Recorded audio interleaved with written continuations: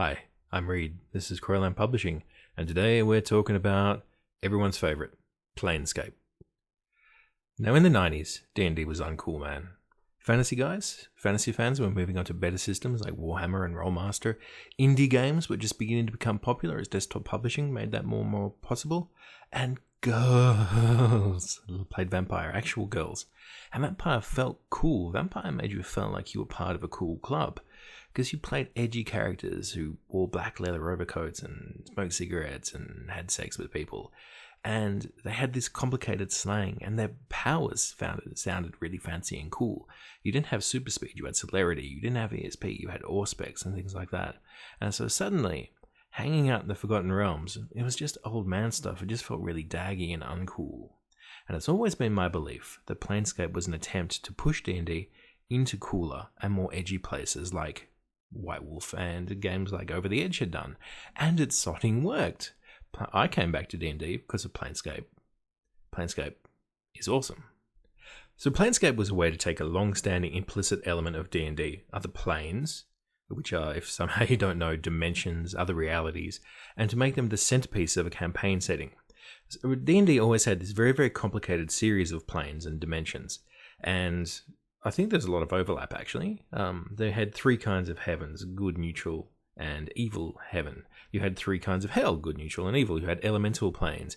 You had energy planes. And those planes had planes within them. And I think that it ended up with quite a dull cosmology.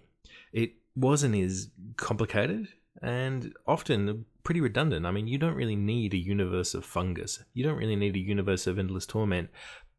And also a slightly more orderly universe of endless torment. And an infinite plane of cubes, even gigantic evil cubes. It's not that compelling. And then along comes Planescape, which refreshes it all. Planescape looked and seemed incredibly fresh, incredibly cutting edge, incredibly exciting. You had this fantastic Doni Didalisi art. I think I've said that name wrong. Di Tolisi. You had cutting edge 90s designs. Even the actual sort of physical layout of the book looked really, really exciting and cool and new. You had the cool visitation font. I'm saying cool a lot. The point is, it felt fresh, it felt new, and it felt really, really exciting in ways that D&D had not felt before, ever.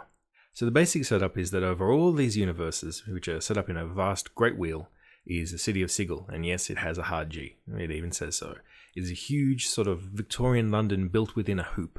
And Sigil is actually quite ahead of its time. It anticipates the new weird. It anticipates the like of New Corbyzon and Avshamoil and places like that.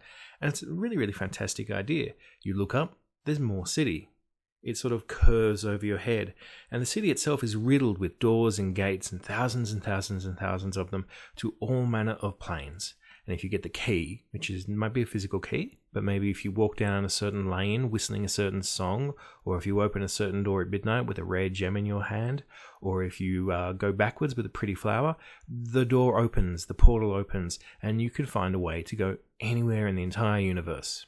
So obviously a city like this, a resource like this, would be of an enormous benefit to the various warring races of the multiverse, and there are a lot. The angels war with the devils, and the devils war with the demons, and the demons war with the fairies, and the fairies war with the mojons, and all that sort of stuff. But Sigil is a kind of interdimensional Casablanca, and it's protected by a figure called the Lady of Pain. And she is a floating, weird woman. She's themed around razors and cuts and mazes. And she's not given a backstory. She's a great mystery. Later on, they tried to give her one, but that was sort of roundly rejected. Don't worry about it. And she had no stats, and she can't be beaten, and she can't be fought, which is a kind of a signature move of White Wolf. Would do that all the time with its ultra-powerful NPCs.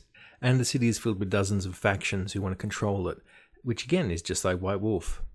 And the idea is that either you use Sigil as a place to sort of launch adventures from, you get involved in all the internal city politics, or you just occasionally use it as an element within a greater campaign. We need to go to hell. Oh, wait, I've heard about this ancient city of Sigil. Let's go there. And so you have like a cool one-off or two adventures in Sigil.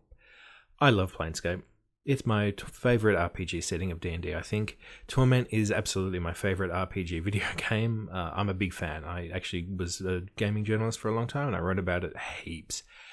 But time and the half a dozen campaigns that I've run in Planescape have proven to me that it's never quite hit its full potential, or was maybe kept from it. It made a lot of mistakes along the way, like it introduced the Blood War, a vast and ancient conflict between the lawful devils and the chaotic demons. It was such a cool idea that it took over the setting though. The invented slang was painful. There's all sorts of little things that needed to be fixed and updated, and D&D doesn't seem to be really interested in going back to Planescape, so here's what I would do to the setting. Firstly, I'd make the planes much simpler. No one needs half a dozen distinct heavens. There's the material plane at the center of all things. It sits at the conjunction of the elemental planes, the 4 elemental planes, earth, air, fire, and water. No one needs an elemental plane of ooze, no one needs an elemental plane of salt. So they make up the material universe. The astral plane or the ethereal plane, pick one, they're virtually the same, and yes, I understand they represent spells, but that's not really an important thing. It surrounds the material universe and the elemental planes, and then outside are the outer planes. There's one heaven, one hell, one chaotic plane, one the Feywild. There's one lawful plane, Mechanus, and maybe a few others. And I would do this, I would make it simpler because A, I get very, very confused. Wait, the Grey Waste, Avernus, wait, what's that? Beator, wait? Heaven and hell. It's very, very simple. And there's another reason I would do this is because law and chaos and good and evil, the dichotomies of past conceptions of D&D are no longer important. So you don't need to align the planes with specific alignments so much, which is something that Planescape hammered home always, always, always.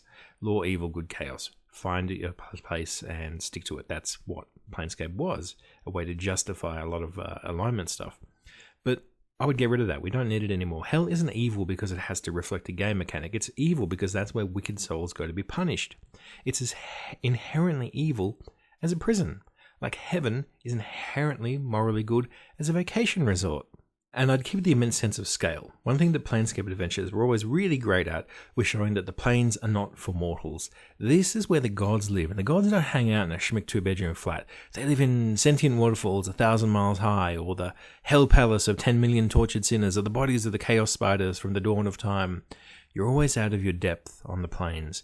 You're always in a place that you were not meant to go, at least while you're alive. But I'd make the relationship that the PCs have to Sigil very important, and perhaps the most important part of a Planescape campaign.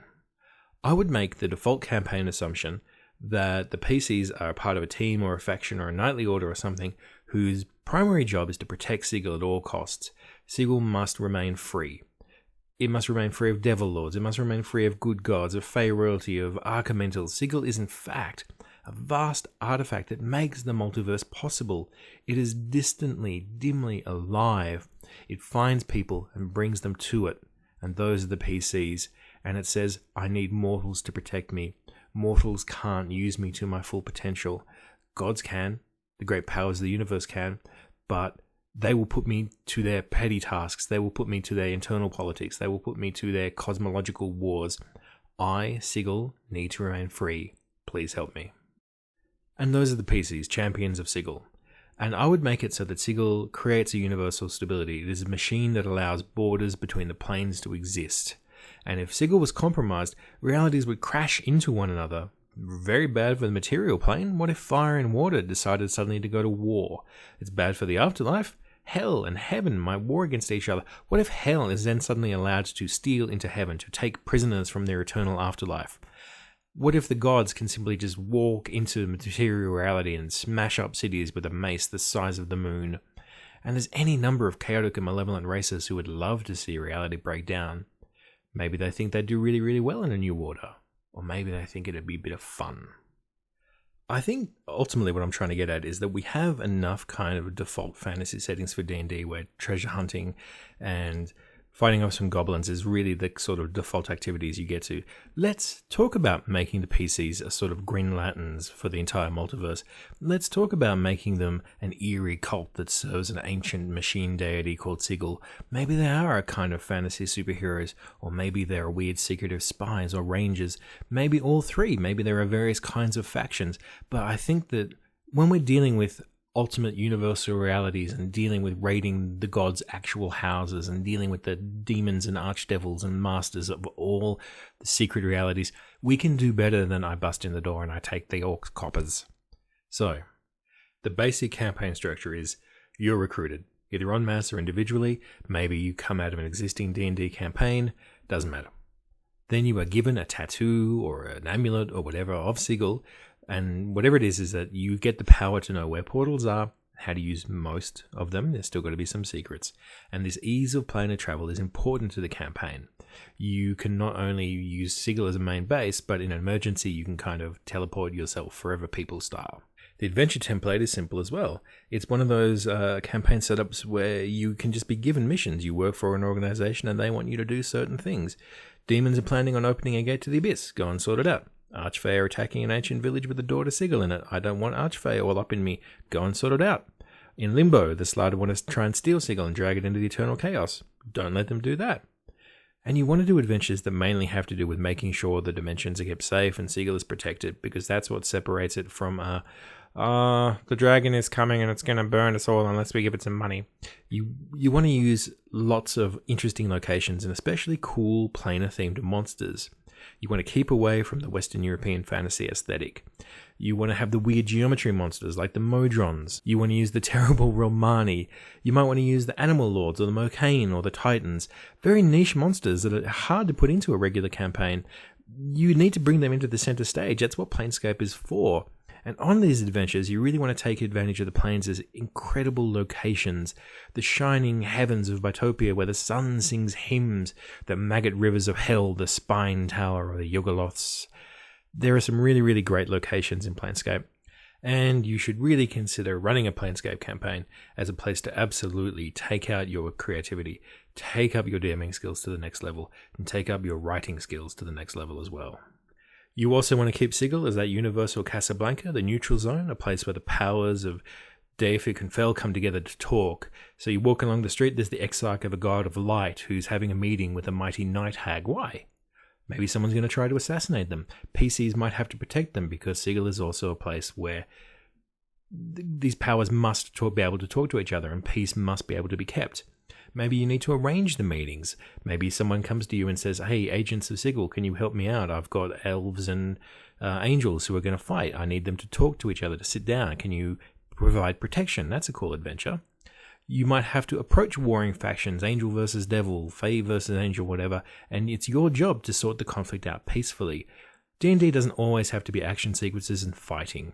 Sigil has many goals. Sigil has many roles in this new campaign, and you should think about a lot of them. I would keep the factions. Sigil doesn't talk directly, and neither does the Lady of Pain. So there are different opinions about what Sigil wants. Hardliners might want to end all dimensional travel, for example. It might damage the stuff of the universe. Others might want to force Sigil fully into consciousness, and of course there's going to be traitors. I think it could be a fun game, actually, to play a group of fallen Sigil protectors who want to destroy the universe. And I would give Sigil a very specific enemy that hates it, wants to destroy it, and can. And I would make that the Far Realm.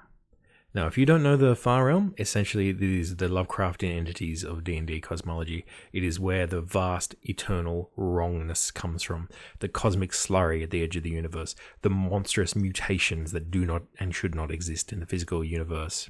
I would probably take some inspiration from the Courts of Chaos from the Amber novels, but what I would really be going for is that these are creatures that do not belong in the order of the planes as they exist, and they can act weirdly. They can plane shift, they can follow you through the planes, they have abilities to see through time and space.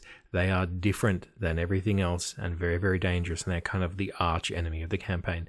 And you know that things are beginning to move into higher gear when you start to realize that there's tentacles and flies and monstrous half scorpion, half octopus things.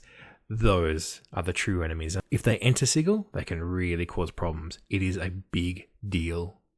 Give them some powers. Give them some really, really interesting superdimensional powers. Allow them to make reality break down. Allow them to have the planes blend and shift into one another.